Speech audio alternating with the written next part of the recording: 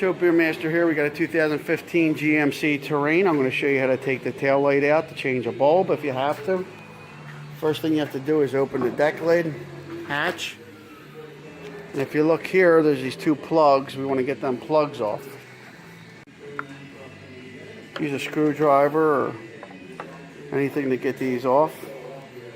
And as you look in there, there's two 10mm bolts, or it's also Phillips. So we're going to take these two out.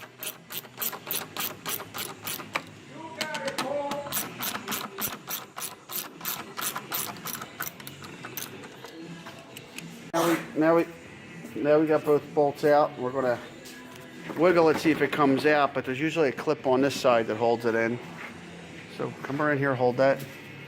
Get somebody to hold it, or you can put one hand back here and you want to kind of hit it. And then it'll come out, because you can see there's a little stud that goes in these holes here. There's a stud. And then if you want to change the assembly, you can disconnect this harness right here. Or to change the bulb, you just twist this out and then pull the socket out. And you can see them in my other videos how I do it. It's real easy. You just twist it, pop the bulb out, and put a new one in. That's it. I made it quick here. Joe Beermaster.